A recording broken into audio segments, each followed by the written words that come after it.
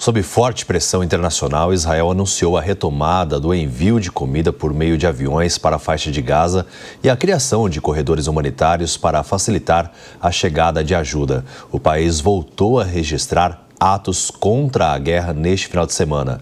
Pedro Trito. Milhares de israelenses foram às ruas em Tel Aviv para cobrar um cessar-fogo com o Hamas, após mais de 21 meses de conflito. Com cartazes, manifestantes também pediram a libertação dos reféns mantidos pelo grupo terrorista.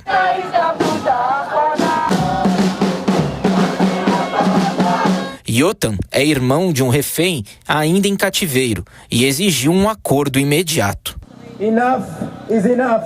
Chega, a doutrina dos acordos parciais se mostrou ineficaz. Um acordo, outro acordo.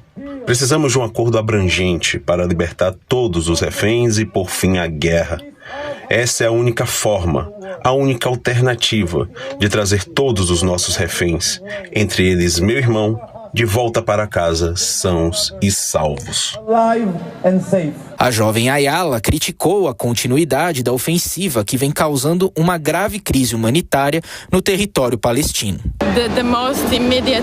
A mensagem mais imediata é: parem com a guerra, parem de matar Gaza de fome. E a mensagem para as pessoas ao meu redor é: recusem-se a participar dessa guerra, recusem-se a servir este governo, recusem-se a servir. Nas últimas 24 horas, ao menos mais 5 pessoas morreram de fome e desnutrição em hospitais em Gaza. A informação foi divulgada neste sábado pelo Ministério Palestino da Saúde, controlado pelo Hamas. O número total de vítimas chega a 127, sendo que 85 eram crianças. A busca por comida gera imagens que vêm assustando o mundo. Ao longo do sábado, milhares de palestinos passaram o dia carregando sacos de farinha distribuídos ao norte do território. Durante a semana, Israel rebateu as críticas de 100 entidades internacionais sobre o fornecimento de ajuda humanitária a Gaza. O governo de Benjamin Netanyahu argumenta que cerca de 4.500 caminhões ingressaram no território. Diante da pressão internacional, as Forças Armadas israelenses anunciaram a retomada de lançamentos aéreos de ajuda. E a decisão de lançar a ajuda foi tomada, segundo os militares, para amenizar a situação de crise humanitária e refutar o que chamam de falsa alegação de fome deliberada na faixa de Gaza. As Nações Unidas avaliam que esse tipo de ajuda, que terá o apoio de outros países, é insuficiente. Para a ONU, os descarregamentos pelo ar não vão resolver o problema da fome no território. Além disso, o uso de paraquedas também coloca a vida de palestinos em risco, pois muitos estão fracos e não conseguem se deslocar. Um comissário das Nações Unidas informou que cerca de 6.000 caminhões aguardam autorização para passar nas fronteiras da Jordânia e do Egito. Para ele, a ajuda terrestre é mais fácil, efetiva, rápida, barata e segura. Para o professor de Relações Internacionais do IBMEC, José Niemeyer, a ajuda humanitária precisa ser imediata e eficiente. Não basta ficar lançando comida por aviões. Essa comida e os remédios e a retomada da água potável, que é fundamental, né, do sistema de água potável, aí uma questão mais de infraestrutura que também foi destruída, tem que ser feita pela fronteira, sim, pela fronteira com o Egito. Esses alimentos têm que entrar. O professor também acredita que a situação está criando uma fome estruturante. O que está acontecendo em Gaza é um laboratório, me parece, de uma imposição de um processo de uma miséria andarilha, né? de uma fome estruturante. Está se causando uma fome estrutural no território de Gaza. Ao mesmo tempo, as hostilidades persistem. Nas últimas 24 horas, pelo menos mais 29 pessoas morreram em hospitais locais em razão dos ataques israelenses. As novas ações provocaram lotação do hospital de Gaza. Mais de 500 feridos foram levados a atendimento. O Hamas acrescentou ainda que estava previsto o ingresso de 6 caminhões da Unicef, com suprimentos médicos para entrar nos hospitais. A Cássio Miranda, dá uma tristeza de ver essas imagens, né, de crianças passando fome. Realmente essa ajuda ela é extremamente necessária, independente de qualquer contexto de guerra, né? Exato, existe o contexto de guerra, mas também existe, é importante nós frisarmos isso, legislações que regulamentam o estado de guerra. Inclusive o Estatuto de Roma, que é equivalente a um Código Penal Internacional, prevê algumas modalidades de crimes de guerra, que são aquelas condutas excessivas praticadas contra civis num contexto de guerra.